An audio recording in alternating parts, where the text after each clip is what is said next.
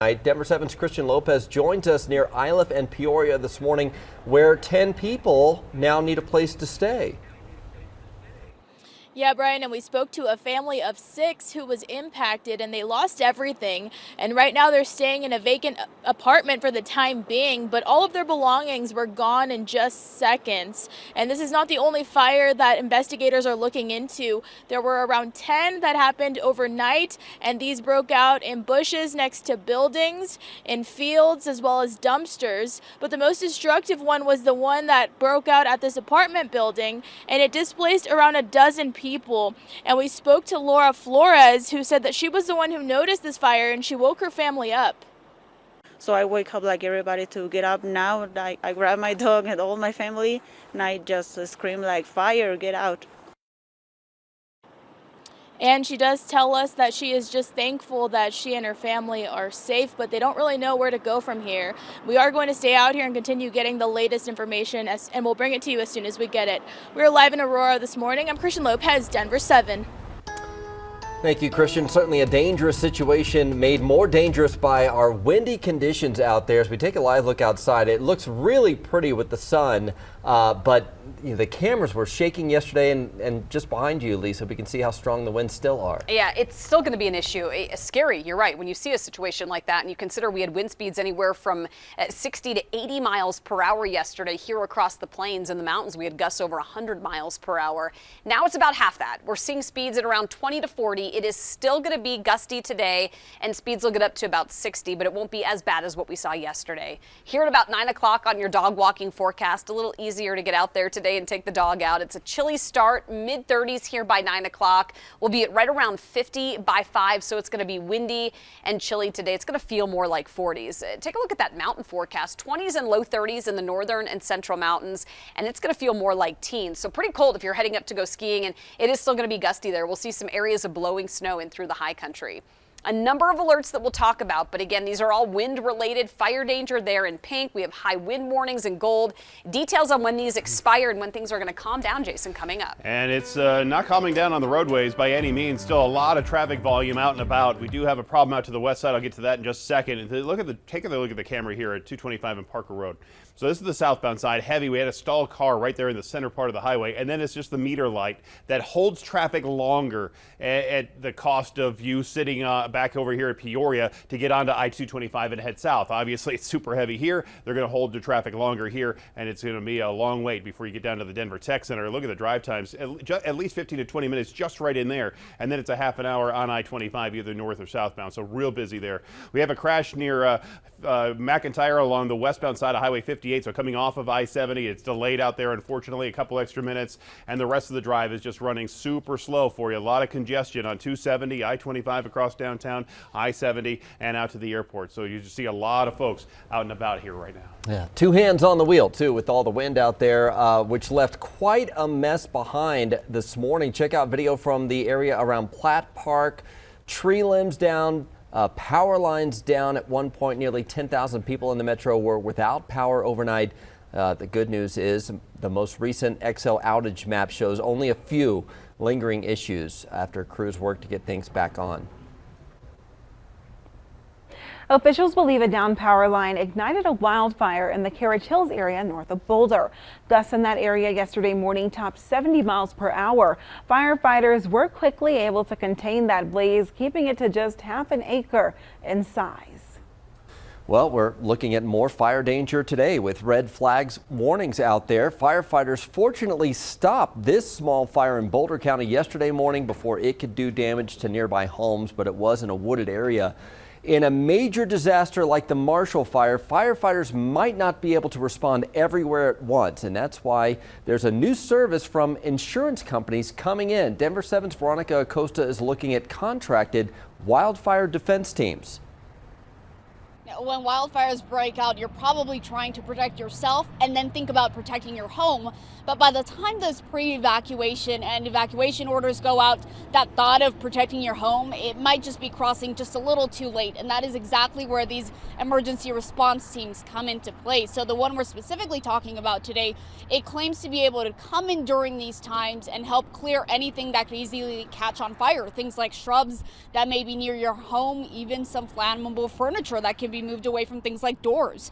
So this could, or rather some insurance companies have rolled this service out at no additional cost to homeowners, partnering with these exact kind of companies. We spoke to an insurance agent who told us she has heard of these kind of services. Current fire conditions, though, should prompt any homeowner to call their agent to check on current coverage because of conditions as well as those increasing home prices. It really is a wake-up call that people need to be talking to their insurance professionals about how am I financially prepared for wildfire? What are my limits? And Walker said that she recommends anybody and everybody who owns a home to go ahead and give their agent a call when they've made any kind of upgrade and also when they've bought anything that might be expensive and be in the home. She says she doesn't want anyone to be underinsured at this point. In Boulder County, I'm Veronica Acosta, number 7. Veronica, thank you. Turning to the war in Ukraine now. Today, the Biden administration plans to announce a new round of sanctions against Russia, along with several other nations. While Russian forces are pulling back in some places, airstrikes are continuing to hammer the coastal city of Mariupol, where thousands of civilians are trapped and running out of food. ABC's Wynn has the latest. Good morning. In the suburbs of Kyiv, bodies continue to pile up in what appear to be mass graves. A human rights team is there investigating what exactly happened. Russian troops are moving away from around the capital of Kyiv, revealing in its path horrific scenes of death and destruction. In Bucha, bodies lay out in the open. In besieged Mariupol, civilians are still trapped, running low on resources. Here, long lines of people waiting for food. President Volodymyr Zelensky, in his first address to the United Nations Security Council since the Russian invasion, calling on the world to act. They were killed in their apartments, houses. Now, the Biden administration is sending an additional $100 million in security assistance to Ukraine. The U.S. also set to announce new sanctions against family members of Russian officials, as well as a ban on all new investments in Russia. This comes as the U.S., the UK, and Australia announced they're teaming up to work on hypersonic weapons, the center of a new arms race with China and Russia. Wynn, ABC News, Washington. President Biden blames Vladimir Putin's invasion of Ukraine for high gas prices right now. So when will the market readjust? Well, this morning we're taking a 360 in-depth look at oil prices and how that's translating to the gas pump before oil executives testify before Congress here in about 30 minutes, and if releasing some of the U.S. oil stockpile will even make a difference.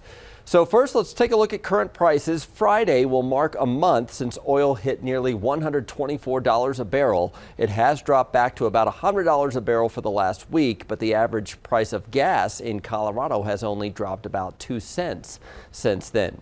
Also today, executives from 6 large oil companies will testify before a congressional panel about the rising cost of gasoline.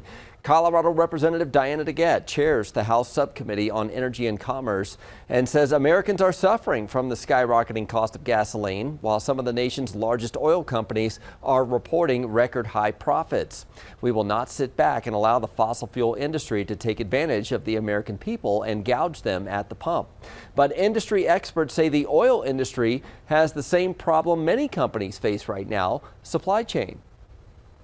They may get grilled on why U.S. oil production isn't going up, but I think a lot of the answers are going to be very similar to things we're hearing in other sectors of the economy. That is, we're encountering significant labor challenges and headwinds, steel shortages. There's just a lot of supply chain disruptions that are affecting oil companies' abilities to raise production in a meaningful way. As for the oil releases President Biden is promising, for some context, 1 million barrels a day can help the supply chain, but the European Union is also considering whether to stop buying oil from Russia, and that would mean a loss of more than 4 million barrels a day from the global market. Denver-based Frontier Airlines is facing some competition to join forces with Spirit. JetBlue is now offering to purchase Spirit for nearly $4 billion. That's more than the nearly $3 billion Frontier offered. Spirit's board has not made a decision yet on which deal to pursue. Either one could face scrutiny from federal regulators who've taken a tougher stance on mergers. DIA is on a journey to expand to Africa. Right now, there are no direct flights from Denver to anywhere on that continent. The airport is launching a new committee to explore adding flights. The airport says the group will identify airlines and cities that'll provide the best opportunities for flights to the Mile High City. New trouble for the Aurora Police Department, the big-time backlog the department is currently facing, and what city leaders say they're doing with it. Also launching rockets to support shoppers. The Part 1 Colorado company is playing in Amazon's new plans.